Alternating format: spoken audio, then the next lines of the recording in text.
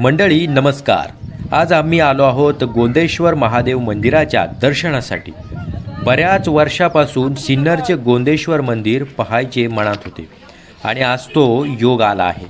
मंदिर तटबंदीच्या दक्षिणेकडील प्रवेशद्वाराने आत प्रवेश करताच सुंदर आखीव रेखीव मंदिर नजरेस पडते। गोंदेश्वर मंदिर हे महाराष्ट्र राज्याच्या नाशिक जिल्ह्यातील सिन्नर तालुक्याच्या गावी असलेले महादेवाचे मंदिर आहे। हेमाडपंथी शैलीतील आणि बांधकामाचा उत्तम नमुना असलेले 12व्या शतकात गवळी राजकुमार राजगोविंद याने बांधलेलं हे मंदिर। गोंदेश्वराचे मुख्य शिवमंदिर मध्यावर असून सभोवतीच्या 4 उपदिशांना पार्वती, सूर्य, विष्णू आणि गणपती यांची मंदिरे आहेत। 5 मुख्य मंदिरांचा समूह असल्याने त्याला शैव पंचायतन म्हटले जाते। दिनांक 4 मार्च इसवी सन 1909 रोजी भारत सरकारने या मंदिराला महाराष्ट्रातील राष्ट्रीय संरक्षित स्मारक म्हणून घोषित केले आहे। मुख्य मंदिराच्या पुढ्यातच नंदी मंडप आहे। शिल्पकामाने कोरून काढलेला हा नंदी मंडप खुला मंडप या प्रकारात मोडतो।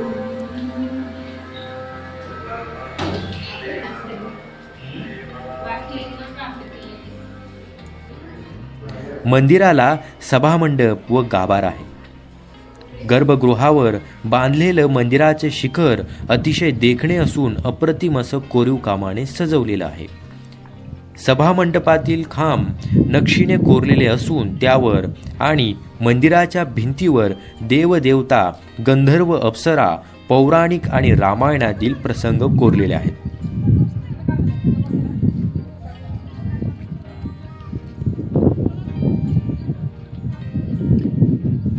गर्भगृहात रेखीव शिवपिंड आहे।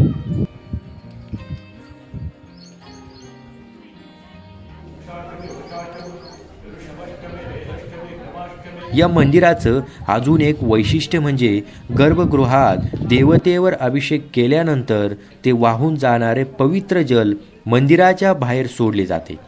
तिथे मगरीचे तोंड शिल्पित केलेले दिसते।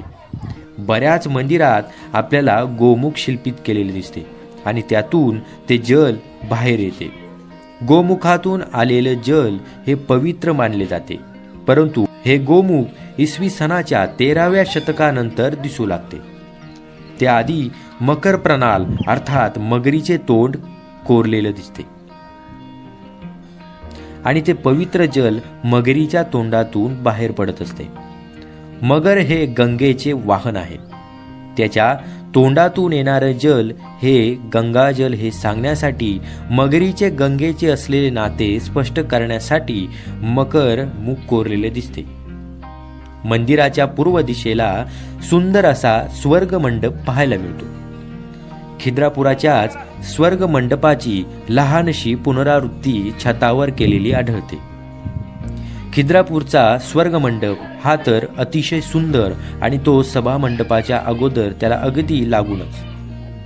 त्या मानानं गोंदेश्वराचा स्वर्ग मंडप हा मंदिरापासून थोडासा लांबच, पण याचेही सौंदर्य अजिबात उणावत नाही। यातून निळ्याशार आकाशाची निळाई फारच सुंदर दिसत होती। आता सूर्य कधी मावळतीला आला समजलेच नाही। मंदिर पाहण्यासाठी आणि समजून घेण्यासाठी तसा वेळ कमीच पडला होता। त्यामुळे पुन्हा एकदा या मंदिराच्या भेटीला यावे लागणार आहे।